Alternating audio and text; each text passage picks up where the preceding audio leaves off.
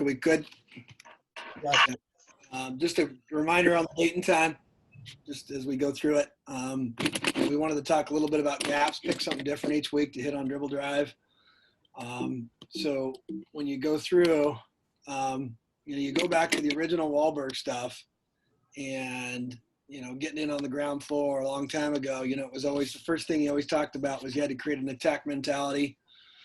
You wanted to create gaps and then spacing. And that's just kind of a review of those three things. But he over and over, that's what he always told us when we go visit Fresno, we'd go meet all those guys. You had to have an attack mentality, gaps, and spacing all the time. And, that was the early on part. It evolved, as he got in the NBA and ran some ball screens and stuff. And kind of as I evolved with it a little bit, watching different things that fit the, dribble drive stuff. Some ideas, and again, the whole concept of single gaps, double gaps, triple gaps. I don't use those terms a ton when I'm talking to our team. We just want to talk about opening up space. You can see here the 1 to 2 is your double gap area. That's that space, that single gap. I would make sure, coaches, that you're always aware of the nail defender. Angles, gaps are essential for any kind of drive motion that you're running. Moving the nail defender is vital. And then, lastly, and we're going to get into this in our advanced session. I don't really have it here, but moving that post defender sometimes, whether it's a lift or a step to a temporary 5 out, getting that X4 out of there. The 1-2 gap, it can be a crutch for an unaggressive point guard. And I think that's a big teaching point when you're getting to your dribble drive is a one that wants to come down and just pitch it. And it's not just a false motion action to get something going. It's just a crutch. So I try to avoid that first. It may be a ball reversal first, or maybe a nail cut or a loop cut, and I'll get into that.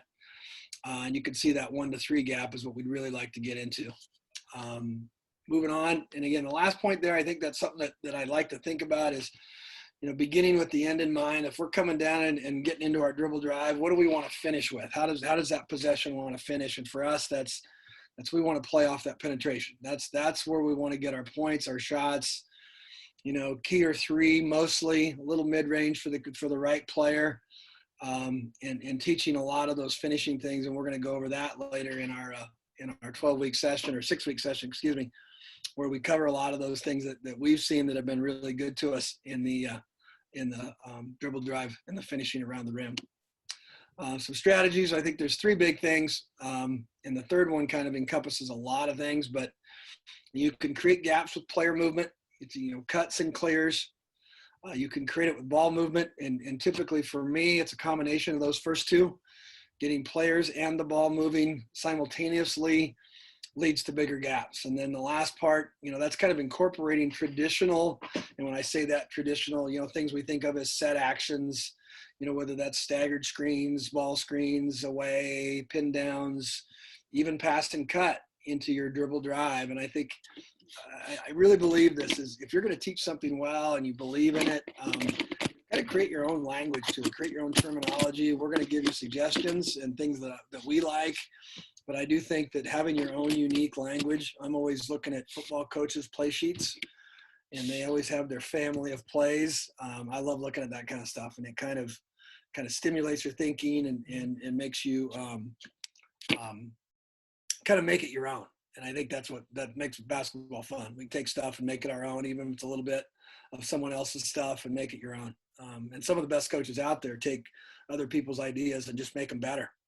They tweak them a little bit. So getting into some, there we go.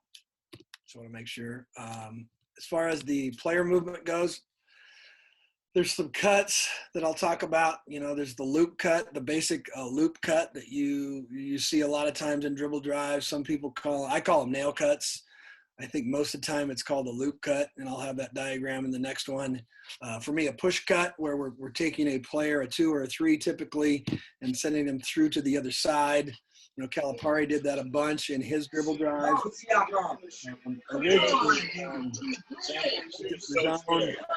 And we've kind of adapted those for isolations. Corner cuts, wave cuts, I've kind of created that little terminology, the wave cut. It's either a same side shallow cut, could be a deep cut, it could be cuts out to the corner. And then, I've kind of incorporated a little bit last year. We had a really, really dynamic 5-man, and threw some Iverson cuts in front of them as she was trying to get to the rim. And again, you can start it with player movement, you can start it with ball movement, or it could be a combination. And in the Wahlberg terminology, starting things with a kickback, just a simple pitch back to your 5. The traditional kick up, again, I'm not a fan of the 1-2 kick up to start it. It may be more of a decoy to get into something else. And then my philosophy in dribble drive, Vance was always attack, attack, swing, attack, attack. For me, it's swing, swing, attack. And that's typically how we want to get things moving. The loop cuts, just to give you a diagram of what I was talking about there. Simple action to create that bigger gap for one. Just very, very simple, very basic dribble drive here, but it's something that creates a bigger gap for your player. As you move into more advanced stuff, it could be fake handoffs in that situation. It could lead right to that drop 3 where you're getting your 3 on your back door. It could lead into a drop 3 to a drop 4. Wahlberg would call that for your 1. So again, some keys though on this one, looping that player through, not allowing the switch. Some coaches will teach the brush cut right here where it almost becomes an illegal screen. Some conferences call that a little tougher than others. So I think you've got to gauge that, but a lot of people got a lot of miles out of that brush rub right here where the 5 and the 1 kind of create that illegal moving screen. One's got to have your attack mentality. We really teach in our breakdowns getting through the elbow or trying to get inside the elbow unless we're trying to go. And I think Vance always said this really well. Great players play in the middle of the floor. Bad players play on the outside. And so you want to have that conquer the middle mentality, getting your shoulders squared downhill. And again, as I kind of hit in that last one, as you move on in your dribble drive, these kind of cuts lead to other things that can really be effective in countering some of the things you get to see when you're in dribble drive. Push cut. We've turned this a ton into isolation. And you can see here we've got a push cut. This would just be a normal Wahlberg push 2 in a zone set. We use it to just create an isolation for 1 where 1 picks a side. Now 1 kind of has a 2-way drive. For guys that like ball screens, you could sprint the 4 out. There was a pretty good set today that Toronto ran where they sprinted the 4 out. Lowry rejected it, and they were able to get it. I think Kyle Brown said it last night, and I thought it was really good that they wanted to lead the country in rejected ball screens. And I think if you're coaching on the women's side, that's even more important because the size differential is not that great between your 6'2" post and your 5'9", 5'10" guard. And so the pick and roll, it can be a double-edged sword. It can be effective, and it also can be a little easier to guard on the women's side, I think. And you have to be a little bit precise, whereas the guys' game, you end up with 6'11", screening for a 6'2", and you got some guys that can catch everything. On the second slide, you could see what a push 3 would be if we loop cut or nail cut the 5-man out, and now the 1 has an isolation. And you could do this for any of your players. I was never an isolation guy for maybe the first 10 years of coaching, and I really didn't know much of anything. And then I realized that why not get your best player, your best attacker, and you can run this for any of your perimeter players. Why not give them a chance to go and put a little pressure on the defense kind of by themselves? And so, we've got this in our package of stuff, and it's just a simple action. And from there, we would flow right into dribble drive. Again, beginning with the end in mind. The end in mind is playing off penetration. So again, there's a couple looks at what push cuts would look like. And you could start it with a dribble handoff to 2 and clear the 1 out. And they could end up going. Another example, and again, I think a lot of people run this little action, loop to the top, kind of out of a traditional 4-man, 5-man. I've seen it mostly as, I know it was a big staple of some Kentucky teams in the past where the loop cut came to the top and then it turned into ball screen. You can utilize this just as an ISO play. You can utilize it as a ball screen, but just pushing a player to the top. You can even enter, have your 5 stop here at the short corner, enter to them and run some action there. So there's just a ton of stuff that you can do by just simply pushing a player either through on the baseline or just kind of a loop cut here, kind of going to the top. And again, you have to be a little cautious of this pass. It's a backwards pass versus an aggressive team. You may end up having to make sure that you're not getting any kind of hard denials. So it ends up with a lay-in at the other end. Again, just simple action to get it going, to create a little space. And again, you see 2 is going to have the ball. It could be a ball screen. 4 could just relocate. And they have that big gap between the 3-man and the 2-man coming downhill off of that. Corner cuts, wave cuts. This is a staple of my offense, of the version of dribble drive that I try to get to. And it's ones, these 2 are ones that we have in our package. And we're going to run these anytime we're feeling stagnant in dribble drive, anytime that we don't feel like we're getting the ball movement we need to. This is a combination of player movement, ball movement. And so in the first slide here to the left, you've got a 1-5-3 entry, and then you've got corner cuts. The 1 takes a deep cut, so there's no switches allowed. Even teams that try to bump down, we'll cut it deeper and deeper and deeper. We don't want 1 and 2 to bump switch that. You see Houston do that in the NBA a lot. They'll bump switch that. And so, there's different little things. We'll start flaring that a little bit. That's kind of down the road in the advanced stuff. But, the deep cuts, get them a touch of the paint when you're first teaching it. And now you end up with the 3-man on the ball here on that left side. 2 starts to left, and 3 is able to go downhill. In the second slide, I think I even showed this last week, the 1-5-3 wave action, where now we have 2 cuts to the same side. And it puts 3 into a drive situation where we've cleared now almost, you could get the special gap here almost on this drive. That's what Vance called anything beyond that triple gap. And again, I don't use those terms all that much, but I'm always thinking about those things, creating double and triple gaps, spacing away from the ball and the nearest player so we can get downhill drives. And those have been really effective, especially when you feel like you're stagnant. And this is, by the way, the second one I love, and I'll go back. This second one I love as a zone entry. If you guys are interested in little entries into your zone offense, if you play a little short corner, if we were going to do this against the zone, we would go 1-5-3, and the 1 would just stop right there at the short corner. 4 would lift, and we would be in zone. So I like that multi-purpose, wave against the zone, wave against man, almost identical. The 1, if they wanted to go all the way out, and we could run a little clock action, but it really works well for us, and it's seamless between our man offense, our zone offense. It accomplishes gaps, and it gets the ball moving.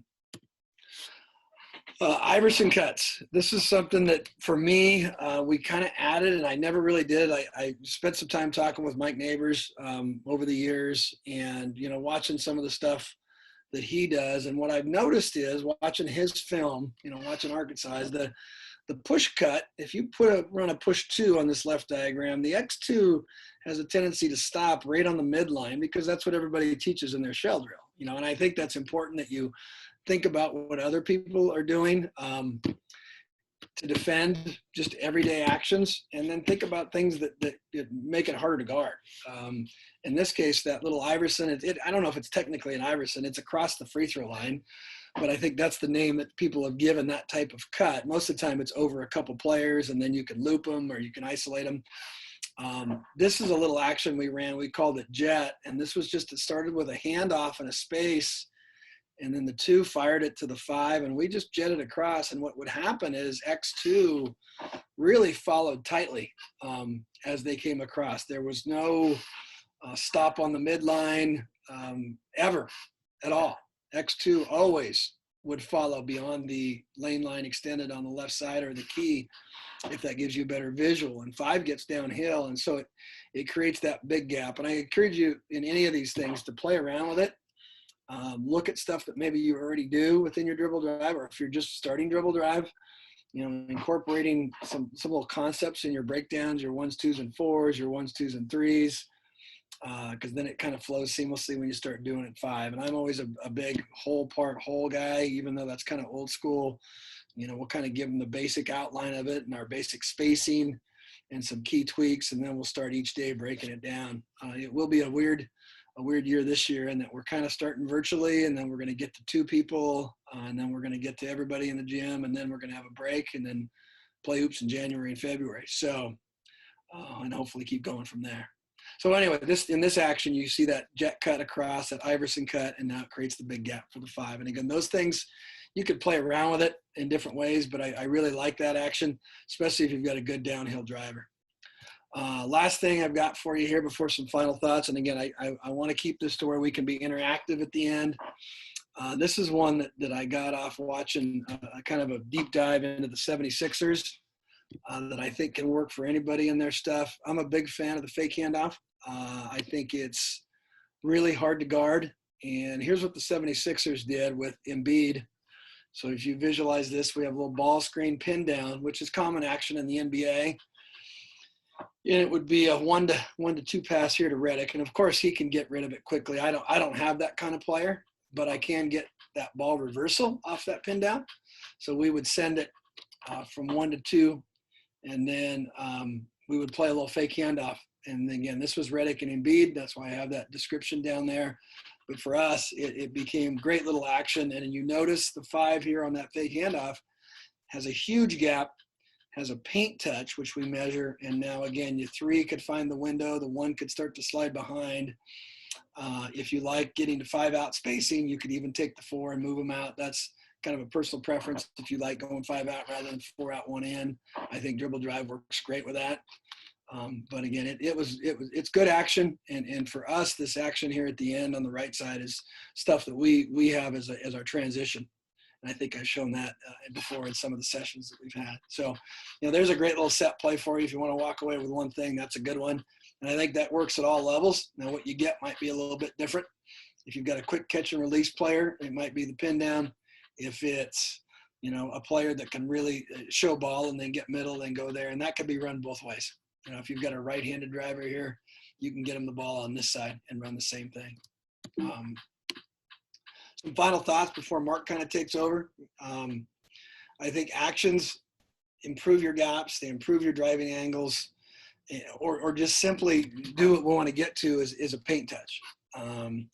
Being creative, I think using, whether it's staggers, flares, cuts, and sets, and when we get to the A to Z stuff and we get to the advanced dribble drive stuff, I'm going to show all the stuff as far as what I, because there's 40, 50 different entries you can get to. And again, you have to be smart about what you put in. You end up with too much, but I'll give you guys an opportunity to take a look in that advanced section of all the different things that you can kind of create gaps with, create scoring opportunities with. And then the last one here, making it your own. Terminology and names, you can be borrowed, stolen, and tweaked. And then we always try to give credit. Vance Wahlberg came up with this. And I've been able to be fortunate enough to be in a lot of good coaches' gyms, sitting with Vance's group way back in 6, 7, something like that. And then going to Fresno and meeting with Adrian Wiggins and those guys. There's some really good coaches that I've borrowed, stolen, and tweaked over the years. And I think that's what's great about the coaching community, learning from each other. We're up here in Oregon now where we've got a get ready to evacuate thing going on. We've got fires about 2 miles down the road.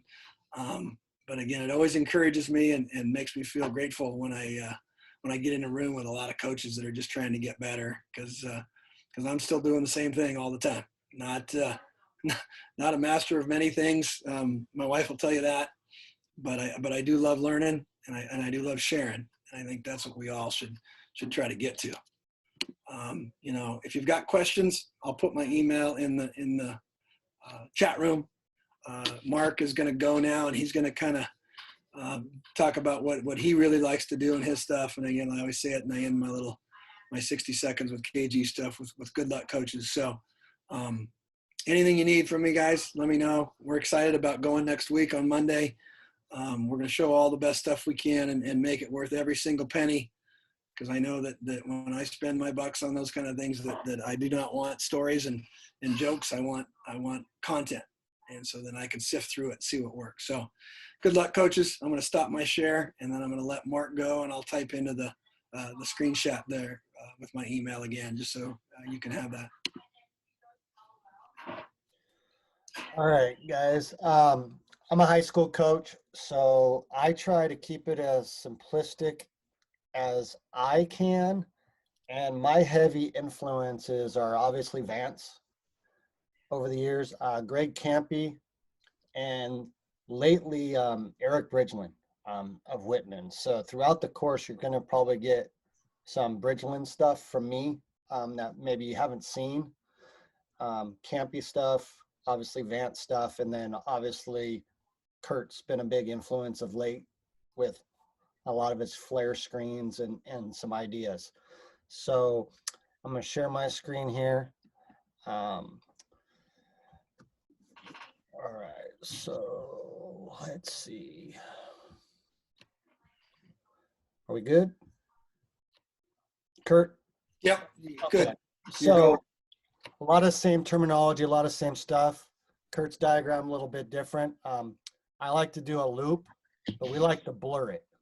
So we like to, the way we teach is if your players stop, they're going to get called for an illegal screen. They got to run with their hands up and then continue moving. If they stop, that's when the referees will call that a legal screen right here in the middle of the floor a lot.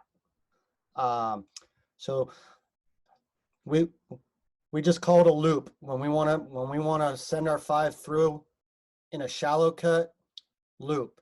We like to run this one against pressure. Like if they're really pressuring the guard, we like to run loops. Okay.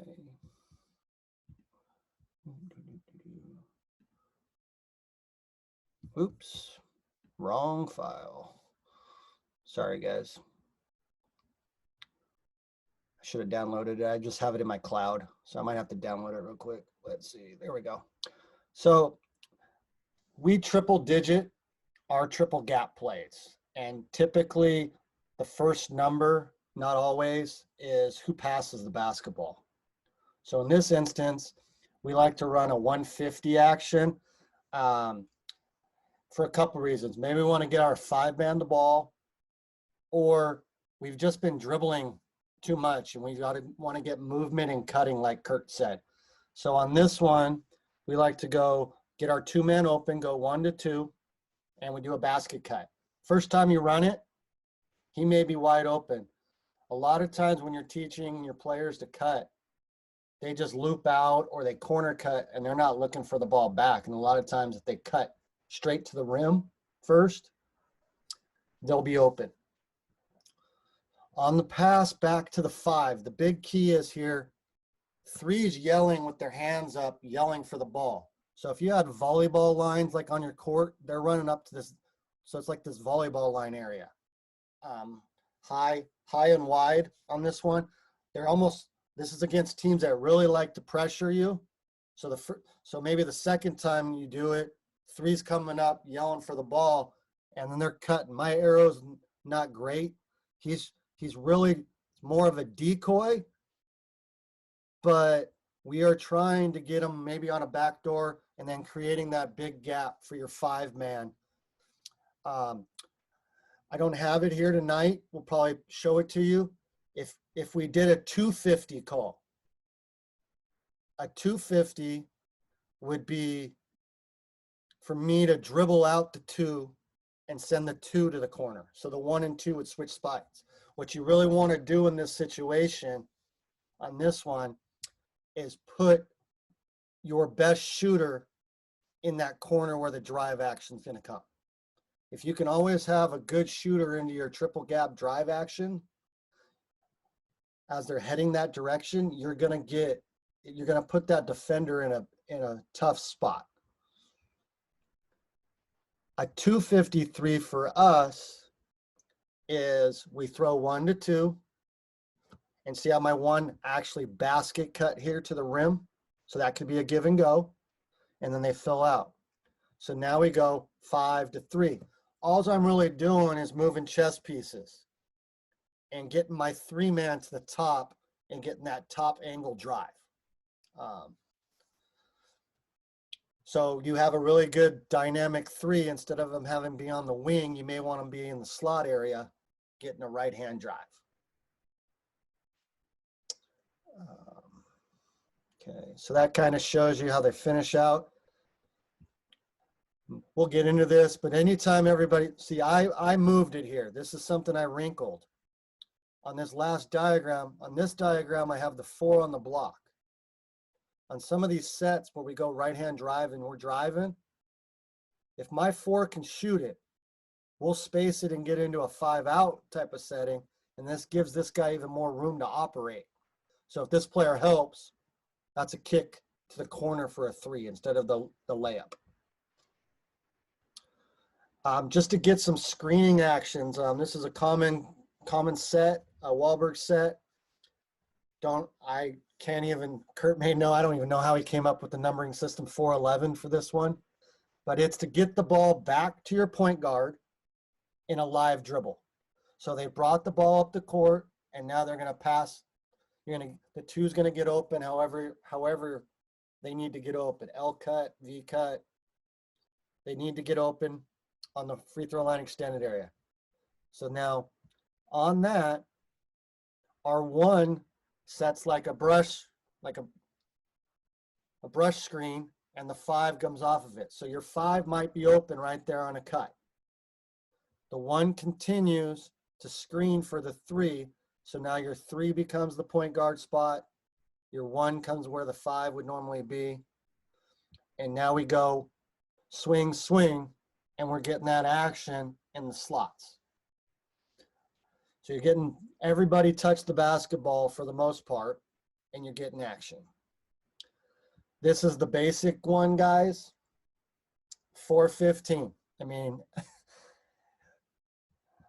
the big teaching point on this is if you look at the 1, if the 1 threw it to the 5 before he cut over, that's going to be a bad angle. He's going to get pushed wide, wide, wide. I like my driver to be in this lane. So if you want to set this play off, the 1 needs to drag his man over, throw it across, and now it's up to you.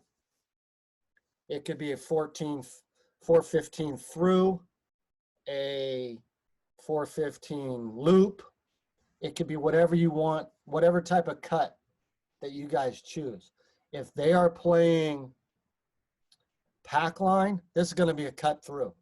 If they're playing pressure on you, you're probably going to loop. My thing here is once you've done one shortcut, which is loops or whatever you want to call these, or nail cuts, after that in a possession, it's all through cuts. You're only allowed one of those cuts because otherwise it looks like a merry-go-round up top. I think Kurt knows what I'm talking about. He's laughing, I think, too. It's that just where the 2 people just continue touching the ball and you need to flow it, even though it's dribble drive and you're trying to drive, you need to get swings and attacks in. I think one of the worst things happened was it got called dribble drive. But you can't mark it ASA. So it's hard to sit there and market something ASA, attack, attacks, skip, attack, attack. So there's your 415.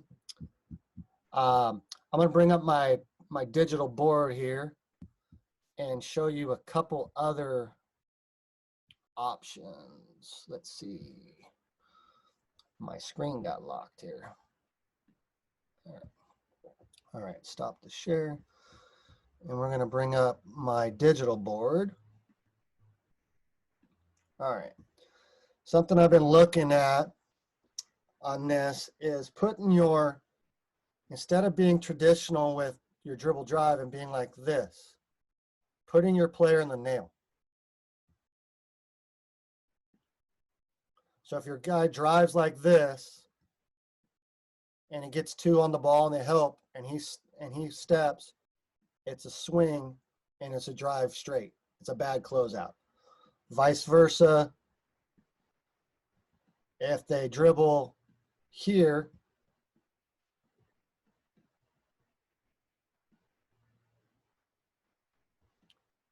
they can play off of it and read and come this way if the player just gives helps and just there. That little weird putting them in the nail instead of being wide gives a different look. And then you can also play out of this stuff, ball screen, pick and pop, some of the stuff that Kurt was showing, ghost screen to veers, big popular. That's the most popular action I think that the NBA runs right now to get guys shots that are good coming off. The other ones I showed the other night, the push cuts that Kurt was talking about. We like to go push cut, push them.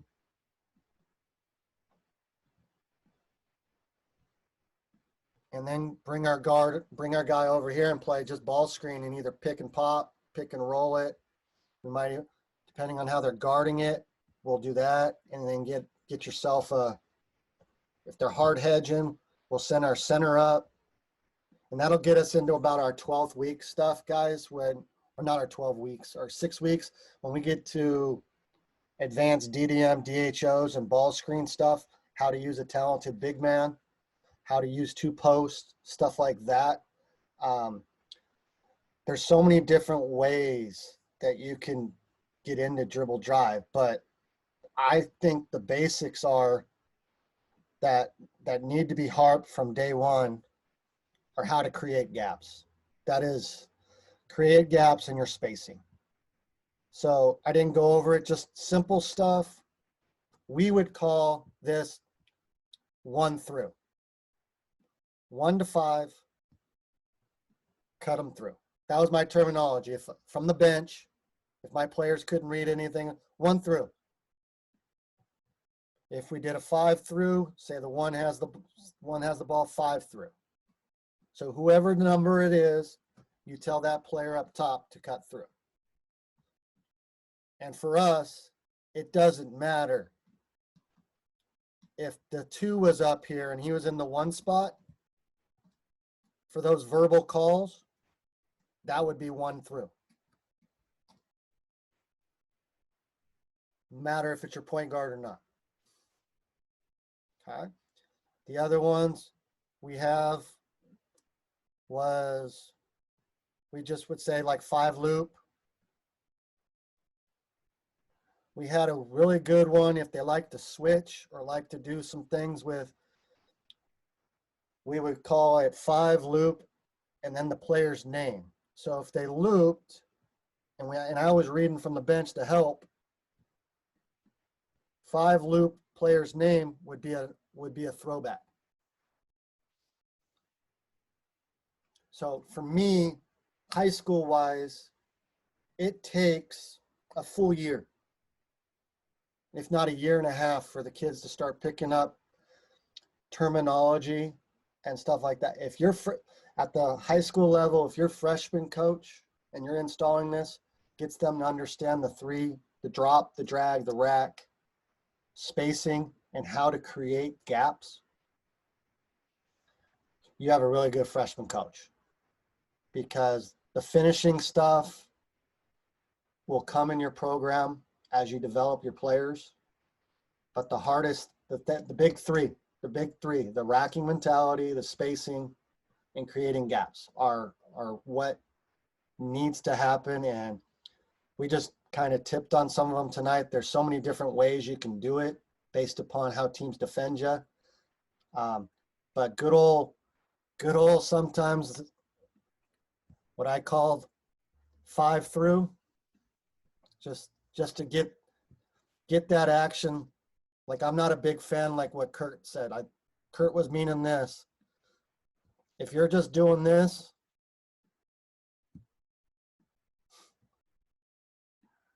you're probably going to be 15, 17, 18 seconds before you probably get a look, because I'm not a big fan of same side drive. I'm a big fan of, if you can't throw it across, throw it up the floor. Sean Miller terminology, go across the street and begin your offense. Or play through your trailer. Play through your trailer and create your I like to play triple gaps. The biggest thing I could get to you guys is, when you do blood drills, that player is not existent. You don't have the trailer. So it is a 4-out offense, but you got to be doing something to create the gap to begin with. So it's either a cut, a loop, an on ball, a blur, pin down, come back, all various things, but you just want to create gaps, especially if your point guard's dynamic. And that's kind of what I had to piggyback on what Kurt had put together. But my way of teaching it is trying to, I don't have the highly intelligent basketball players that are moving on to the next level. So I have to come up with verbal cues on the floor or non-timeout things that I can call over my point guard or call over players on the floor and say, they're high siding, they're playing pack line, they're sagging. This is our verbal cues. This is what we need to look for. So that's the stuff that I'm going to be teaching for you guys to help learn it or hope advance your DDM knowledge. So at this time, we can open up for questions for you guys. Anything you might want, anybody else wants to share anything or questions for me or Kurt. And I'll put the info for the course if anybody would like to look at it in more detail and possibly sign up. So.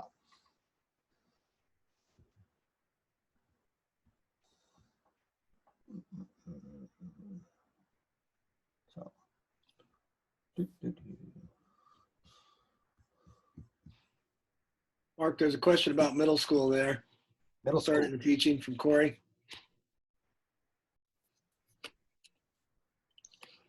The basics. I mean, I would start from the rim out. I would start from the rack zone. A good one, Corey. I mean, we're going to have limited seats, Corey. If you're not in if you're in the course or not, Corey, are you in the course? Yeah. Yeah, tell me. Okay. First one's going to be install. So we're going to teach how we would teach it. And I'll explain a lot of the stuff of how I would teach it to my freshman team. If you want to email me, Corey, I can go over some more specifics with you. I have some stuff I can give you as well. But the individual courses, guys, are going to be based upon availability. After today, we have 58 people signed up. So the room that we're using right now holds 100. Not everybody's going to come every night. So we want to make it good for everybody. So we don't want it too crowded, but I know some people want early stages of the course. Some people want late stages of the course. So we're trying to balance it to make it good for everybody and make it financially feasible for everybody. So Corey, did that answer your question or no? Not? Okay. Coach, I got a question. Go ahead, Mike. When you cross the street, your man in the corner, is he waiting till you pick the ball up, or are you just having him read his defender? My reads, I want him patient, low and patient, and he doesn't really do anything. I started teaching it a little bit different. I think me and Kurt are on the same here. We talked about this one the other day. I used to be from the school of he didn't move till he jump stopped. Yeah. Now I'm more in terms of the ball kind of is getting close to the free throw line. He's making a read. So Okay. if he sees the back of the head, for us, if it's a back of the head, he's cutting to the rim. Gotcha. If he's low and flat, he's probably going to come up. In the early stages, and I still like to do it, is I didn't like the strong side corner to really even move out of that corner unless he cut back door. Mike, you understand drag zone and rack zone? Yes. Okay. Yes. So I would not really have that corner elevate in the earlier time until he stopped, like he was starting to stop in that zone. I used to be dead corner. If it breaks the free throw line, doesn't exist. You had to throw a skip or you had to hit your post, relocating, or Yes. you had to reverse pivot and hit the player at the top of the key. So once we get to a certain level, I'll explain it a lot, is once we get 5 feet from the rim, I don't, and the player in the corner did not cut back door, I like to teach my players not to throw it to that side. Because usually it leads to that little loopy pass and they're closing out and they're pinning you on the sideline. Does that make sense? Yes. And then you lose the flow. Gotcha. Does that help you? Yes. Thank you. No problem. And I'll just add one little thing. Vance always talked about 3 ways they can guard you in the corner. And I do that on day one. We talk about they can hug you, they can play on the line, up the line, or they can play flat. And I think you show your players those things. And then you talk about the reads that go off them. And Marc's dead on that first side is look at the percentages. You're shooting 30% or below on that first side in any offense. So not even counting dribble drive. So that second side, third side is what you want to get to. But I do think it's important that you talk to your players about how they're guarding you so that they can make those reads. And that's part of our deep dive in that installation part, is making that read and teaching your ones to either move it, reverse it. And if they can't do it on their own, you start making those little entry calls. But that's a big deal down there in those corners. Yeah, and then I know there's been some new people that have signed up since I sent it the first time. I sent out like a Google form the first couple nights ago, trying to get where everybody's coaching and where everybody's at, because that'll help me and Kurt. I mean, we have our blueprint, but we'll adjust to how the temperature of the room is. Some people will be way up. Some people will be way down. We already said if 12 wasn't enough, we might have to go like 1 extra or something like that. So we're planning on probably throwing in 1 at the end for the people that paid for the course, paid for the full course of Q&A, to bring it all together, like a Q&A night of, okay, we've done all this. I got a couple more questions or whatever. But again, our emails, some people on here know us pretty well. We're trying to help dribble drive. I love it. I went away from it. I'm back with it. I'll be doing it with a system philosophy of subbing, and you'll also get Ed Maddox stuff from me. I know that's a big influence on Kurt too. The West Coast is a big influence on us. So Fresno is amazing. How many great coaches in Fresno? It's mind-boggling. It's like everybody, I believe. And the last thing I'll tell you guys, if you're not on it, check out the YouTube channel for System Basketball. I'll put that up. I have full DDM games up on the YouTube channel of my teams running it. 1 or 2 games of Vance's team running it last year at Clovis West, and his 2005-2006 championship team from Fresno City. That's some old school dribble drive right there. There's no ball screens in that. You're not going to see too much post lifting on that. You're just going to see a lot of guard handling the ball. And so I'll throw that up there for you guys. Take a peek at the YouTube channel. Some of our freebie Zoom sessions are on there too. So we're just trying to make a big community for, oops, I forgot an L. So anybody else got any questions or questions about the course or? Hey, Mark, I had a question for you. You and Kurt. Can you hear me okay? Yeah, Mike, go ahead, man. How you doing? Hey, pretty good, thanks. Hey, I was going to ask you guys, I run 4-round-1, and I've had a great post for the last, 6'3" post for the last couple of years. Upcoming, I'm not going to have a good, low post player. And I also want to see how well we can finish without, the help coming over.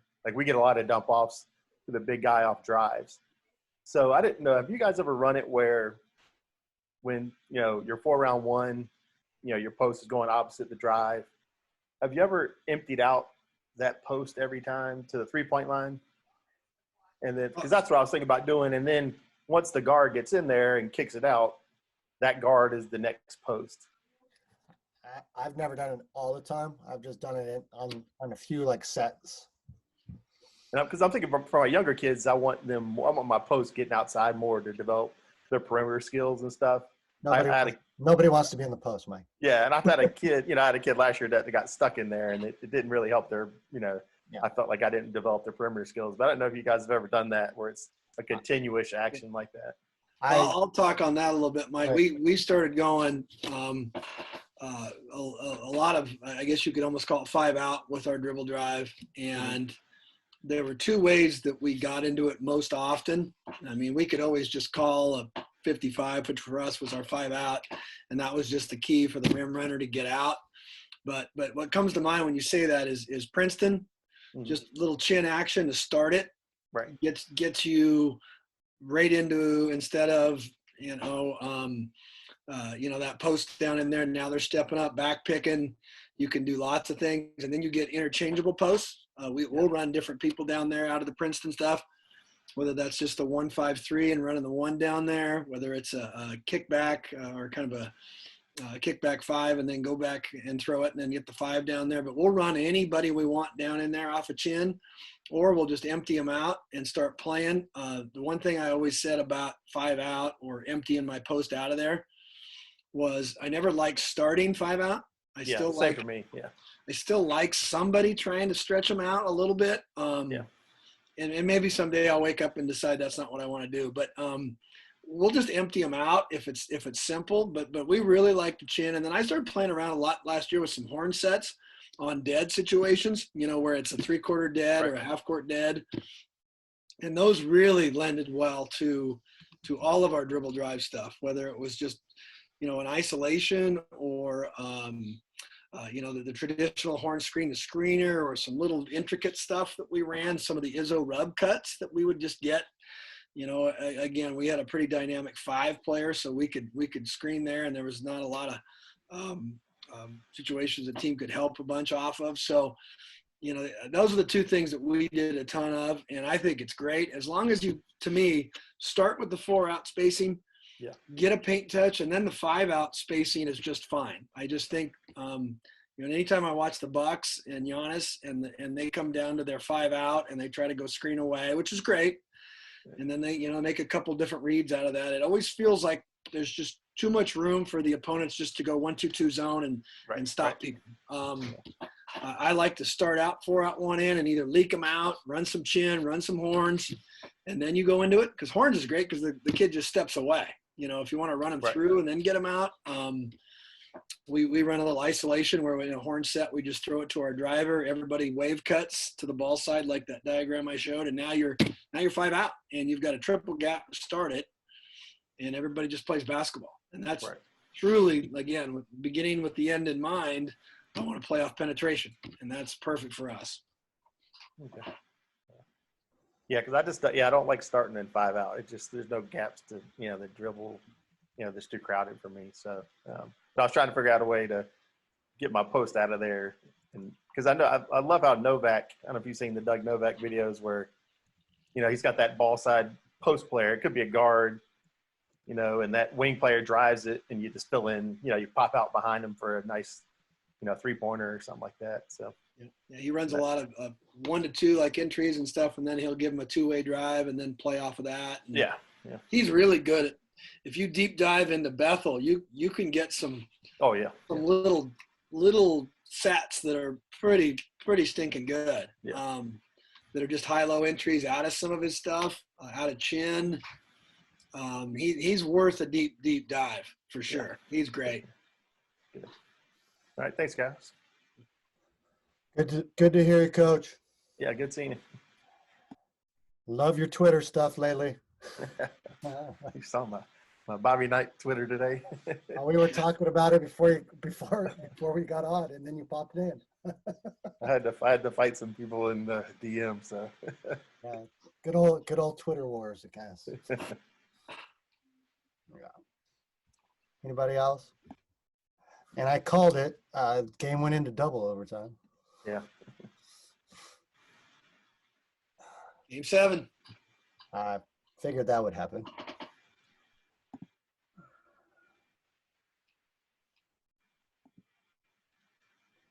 My wife's from Toronto, so she's kind of happy. Good.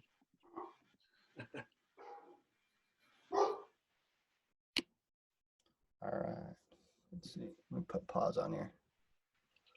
Yeah, the biggest one I ever heard is, or I get asked is, what if I don't have ball handlers?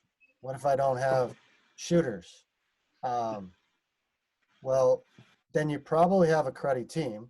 But if your kids never have to handle the ball and never have to be in an attack mentality to make the team, like, so if you're a flex team, Right. then they're never going to work on it. Right. But it's hard enough to get kids to go to the park and play anyways. But I guarantee you don't have a kid practicing the flex screen at the park. Right. Yeah, they're playing this at the park. So, I mean, at least Dribble Drive has a built-in type of system for what kids like to do. They Exactly. like to dribble. They like to attack. They like to do some finishing moves. And hopefully they like to shoot. Right. So I like it for big numbers, small numbers. That's the one. That was a big talk today on the Facebook group. Like, how do you teach the blood drills? Like, one of them is going to be, how do you teach blood drills when you only got 8 kids? What if you have 16 kids? Like, everybody knows you got to have X number of players, but you could do tricks and hacks so that your practice doesn't just go to poop because not everybody's there. And that to me goes in so much to your organizational skills too. It's almost, a top 2-3 thing as a coach is just that organization piece, to make sure that you're prepared well before you ever hit the floor. And I know it's hard when we're doing different things. Let me rattle it off real quick. Let me bring it up on my screen to let you guys know the subject matter for the course. So it is week 1. So number 1 is how to implement. Number 2 is practice planning, trying to build your practices. Number 3 is the drills and breakdown drills. And then the 4th session through the 7th session is how they defend. So 4th one will be versus pressure. So full court pressure and half court pressure. So we'll show press breaks with it, or how you should be breaking it if you're running dribble drive. 5th section is against pack line or sagging. 6th one is against switching, what teams are doing. They're switching or zoning the top. 7 is what we would do if they zoned us. 8th session is dribble drive, DHOs, and incorporating ball screens. The 9th one, guys, is how to utilize a talented big man. So that could be twofold. That could be you want to get them the ball on the block, or you want to get them out on the perimeter and initiate old school DDM like Anthony Davis when he was at Kentucky. Put him into a Draymond Green role, stuff like that. Yeah, elbow touches, I think, can be big too with some Yeah. of those wrinkles that we're going to talk about. Yeah, some good Mike Neighbor stuff that I have, and I think Kurt has on that too. Advanced. Number 10 is DDM special situations. So we'll probably touch on different ways, like they're just face guarding a certain player. They're taking away a guy. They're boxing in one. They're triangle and twoing. What you can do to still run it. And the last 2 are huge. I mean, we got 2, I don't know if he's still on it. We got 2 of the better skill development guys around that were on the night, Doc and Coach Z. But we're going to put together and show you guys some plans and some lessons on how to develop your guards within dribble drive framework, and then how you would develop your bigs. Because it's more than just roll out the ball and say penetrate and kick.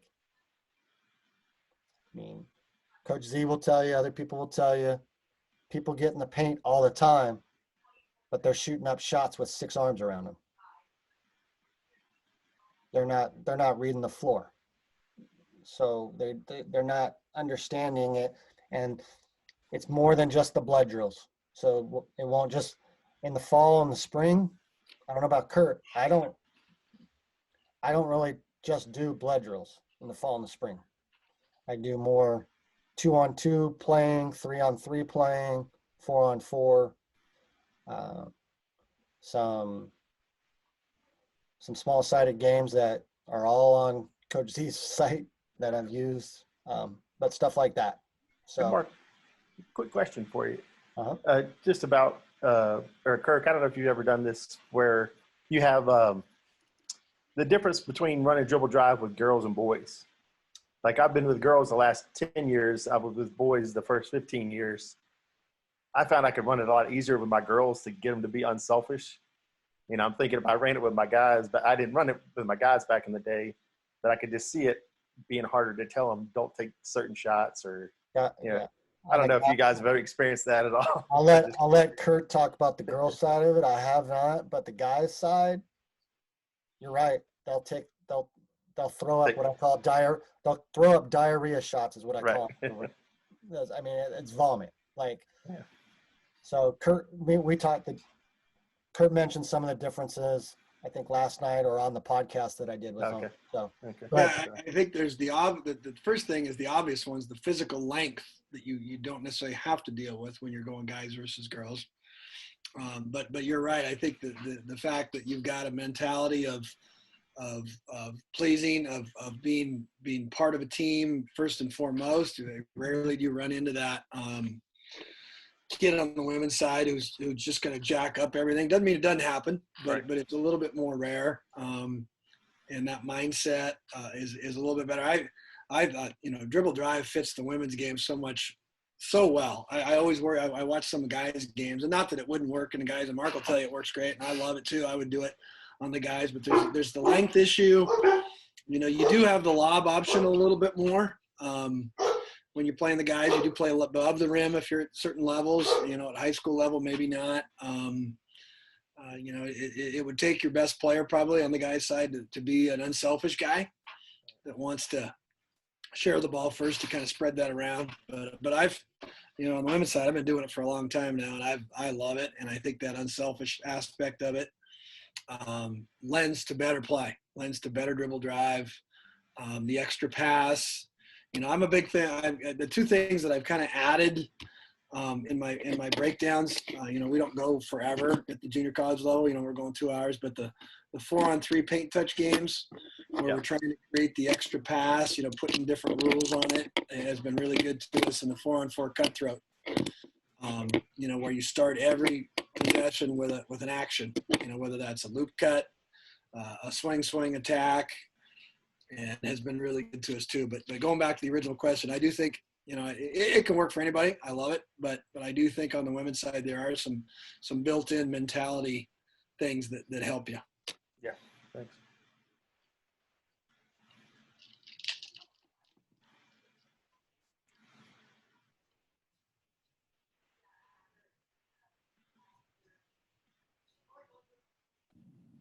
Mark, I have a question, Mark.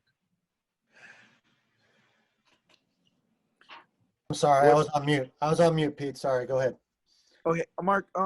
What is? I know we you talked about the middle school right now, but what is the earliest grade level that you think we can start dribble drive?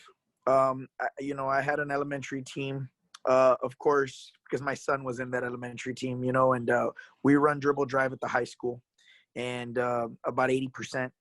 And I say 80% because when the game's on the line at the end, sometimes, I try to go more like a set play, instead of the dribble drive, just, to try to control it a little bit better. I don't know if that's the smart thing to do.